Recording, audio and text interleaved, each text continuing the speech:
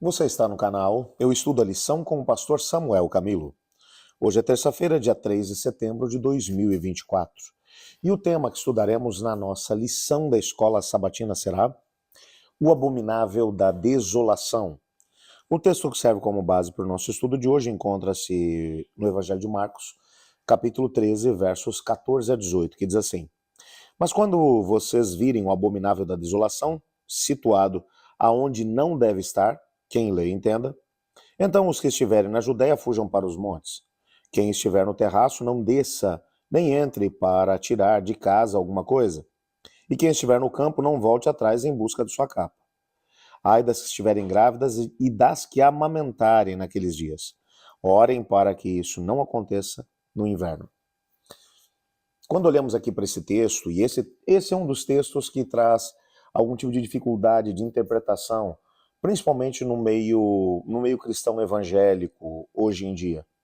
Muitas pessoas veem nessa referência de Jesus Cristo em relação ao abominável da desolação, querem de alguma forma fazer com que essa figura, que seria alguém que traria algum tipo de contaminação para o ambiente do templo, levando-se em consideração de que Jesus estava falando de Jerusalém, a cidade santa, e estava falando do templo, o local de adoração, onde era a casa de Deus.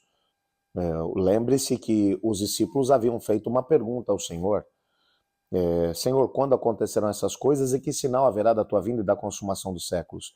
E isso depois que Jesus havia mencionado que aquelas pedras do templo que haviam sido exaltadas pelos discípulos, veja que pedras, que estrutura.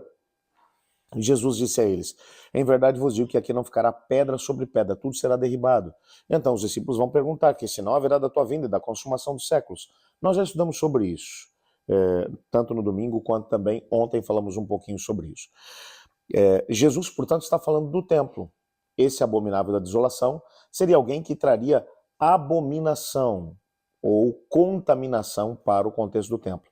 Então, algumas pessoas no mundo cristão evangélico olham para Daniel capítulo 9, verso 27, que vai falar a respeito dessas questões, 9, 27, Daniel 11, 31, Daniel 12, verso 1, enfim, vão trabalhar a ideia de dois personagens que vão aparecer ali.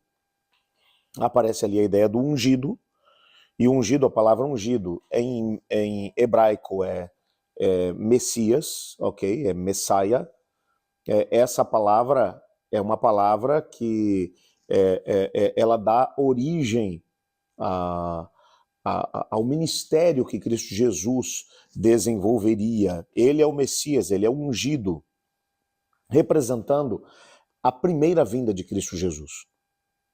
Então, quando falamos em Messias, nós nos lembramos claramente das profecias do Antigo Testamento que mencionavam que o Messias viria como da família de Israel, da tribo de Judá, descendente de Davi, e ele seria ungido para desenvolver um ministério fantástico, que é o que a Bíblia vai mencionar que ele fez. Ele foi cheio do Espírito Santo, ele desenvolveu obras extraordinárias e plantou a sua igreja. Assim como o texto fala a respeito dele, fala sobre um príncipe que traria abominação.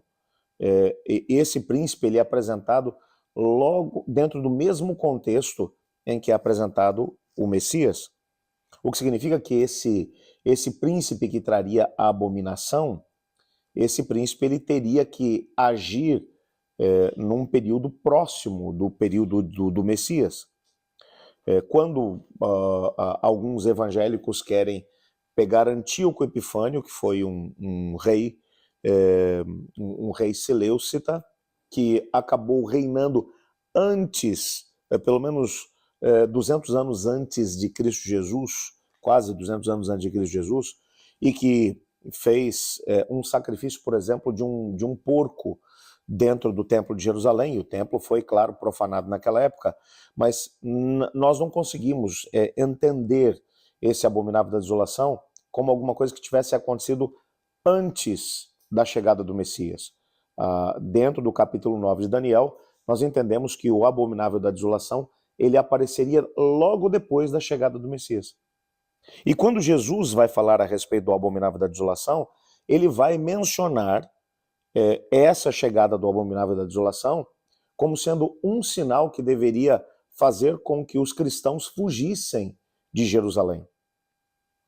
O que nós podemos entender é que no final da década de 60, os romanos cercaram a cidade de Jerusalém e finalmente no ano 70, dirigidos pelo general Tito, a cidade foi invadida pelos romanos, que entraram na cidade com seus estandartes, e o templo não apenas foi profanado, o templo foi completamente pilhado, saqueado, destruído e queimado.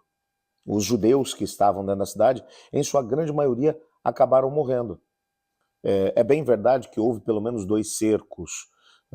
Houve um primeiro cerco, que foi dirigido por Vespasiano, e esse cerco ele acabou sendo levantado por causa da morte do imperador em Roma, e ele foi chamado para poder retornar porque ele acabou assumindo o lugar do imperador. Ele se tornou imperador. Então ele vai mandar agora o seu filho Tito, que era um famoso general, para conquistar a cidade algum tempo mais tarde.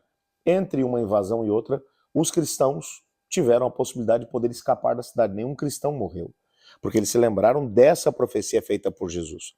Quando virem o abominável da desolação. Se você estiver no campo, vá embora. Se estiver na sua casa, não vá buscar alguma coisa. Aproveite a oportunidade e vá embora. Os cristãos, portanto, acabaram conseguindo escapar, principalmente por conta dessa profecia feita por Cristo Jesus. E o que é interessante é que assim como Cristo Jesus prediz que Jerusalém seria destruída, e nós sabemos que ele predisse que isso tudo aconteceria, com essas inúmeras outras predições bíblicas, como é que nós podemos aprender a confiar em Jesus e ao mesmo tempo nas Escrituras? É uma pergunta que aparece aqui no nosso guia de estudos hoje. E eu queria terminar minhas considerações exatamente com elas. Cristo Jesus, ele não apenas, através de Daniel, predisse o que aconteceria, o cerco de Jerusalém e a sua destruição. Mas Jesus pegou a profecia de Daniel, endossou a profecia de Daniel e ao mesmo tempo mencionou: quando isso acontecer, aproveitem isso como deixa para poder sair da cidade. Nenhum cristão morreu no cerco, sabe o que é isso? Foram centenas de judeus que foram massacrados quando o segundo cerco aconteceu. E antes desse massacre ter lugar, quantos outros morreram de fome? Atos de canibalismo foram presenciados dentro da própria cidade. As pessoas estavam morrendo de fome. Jesus predisse com maestria que tudo isso aconteceria. Quando olhamos para trás e vemos que de forma clara tudo isso aconteceu lá na época do Senhor Jesus, nós podemos ter a plena certeza de que aqui nos nossos dias, as profecias que dizem respeito à segunda vinda de Cristo também acontecerão com a mesma precisão que aquelas que foram feitas por Jesus em relação à destruição de Jerusalém. Portanto, hoje, quando vemos essas predições acontecerem à nossa volta, com guerras, rumores de guerras, terremotos, fomes, falsos cristos, falsos profetas, nós devemos fazer aquilo que Lucas em seu evangelho menciona. Quando virem essas coisas acontecerem, ergam a sua cabeça e alegrem-se, porque a vossa redenção se aproxima. Realmente, nós podemos dizer obrigado, Senhor, por sua palavra, por não sermos abandonados à nossa própria sorte diante de tantas situações complicadas que têm tido lugar aqui no nosso mundo.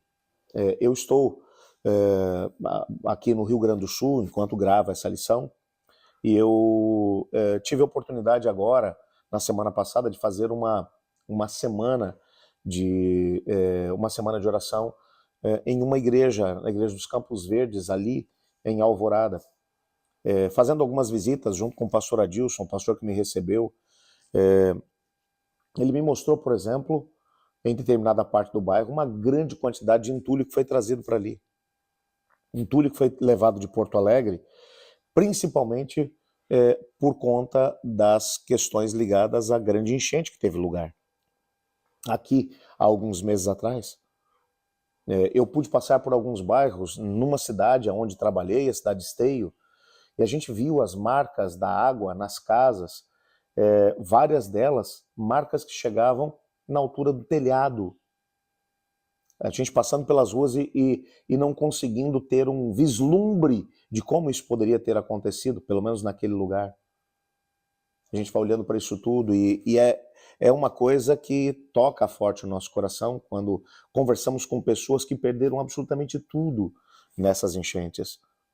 E a gente vai olhando e vai percebendo como a palavra de Deus, mencionando catástrofes que teriam lugar exatamente antes da vinda de Jesus, se tornariam cada vez mais frequentes. Tudo isso atesta a profecia feita por Cristo Jesus a respeito da proximidade da sua vinda. Portanto, hoje eu te desafio a olhar para trás. Olhe para a destruição de Jerusalém. Veja como a predição foi clara.